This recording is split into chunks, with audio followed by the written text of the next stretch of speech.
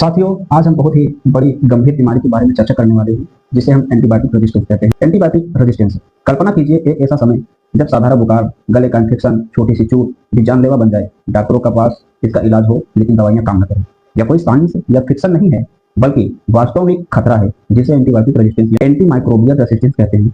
Anti microbial antibiotic resistance होता क्या है? एंटीबायोटिक ऐसी दवाइयां हैं जो बैक्टीरिया से होने वाले संक्रमण का इलाज करती हैं, लेकिन जब बैक्टीरिया बार बार एंटीबायोटिक के संपर्क में आते हैं तो कुछ बैक्टीरिया खुद को बदल लेते हैं और के असर से बचना सीख जाते हैं। फिर वही दवाइयां उन पर काम करना बंद कर देती हैं। ऐसी स्थिति को एंटीबायोटिक रेजिस्टेंस कहा जाता है।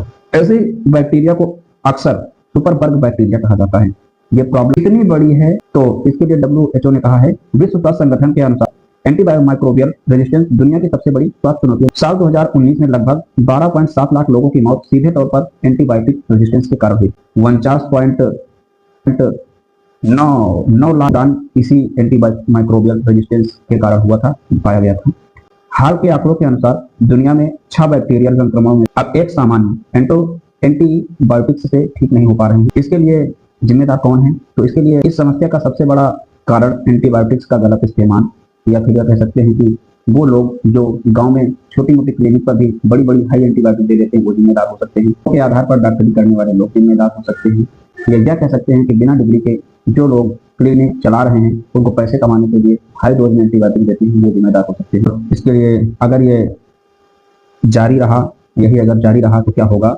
अगर एंटीबायोटिक रेजिस्टेंस इसी रफ्तार से सामान्य ऑपरेशन, सिजेरियन डिलीवरी, कैंसर के इलाज और अन्य प्रत्यारोपण जैसे मेडिकल प्रोसीजर भी बेहद जोखिम भरे हो सकते हैं। यही आधुनिक चिकित्सा के लिए बहुत बड़ा। इसका क्या सलूशन हो सकता है? तो इसके खतरे को अभी भी संभाला जा सकता है। एंटीबायोटिक केवल डॉक्टर की सलाह पर लें, किसी झोला छाप डॉक्टर या फिर क्लिनिक पर बैठे फार्मासिस्ट की सलाह से न लें। हालांकि फार्मासिस्ट भी कोई भी दवा देते हैं तो बहुत जानबूझ कर देते हैं, लेकिन मेरा कहने का तात्पर्य यह है कि फार्मेसी पे बैठे किसी भी गवार आदमी से ना लें, जिसके पास कोई डिग्री नहीं है, सिर्फ अनुभव के आधार पर पैसे कमाने के लिए दुकान को खोल रखा हूँ। दवा का पूरा कोर्स करे, दवा को आधे में ना छोड़े। वायरल बुखार और सर्दी जुकाम में एंटीबायोटिक ना लें।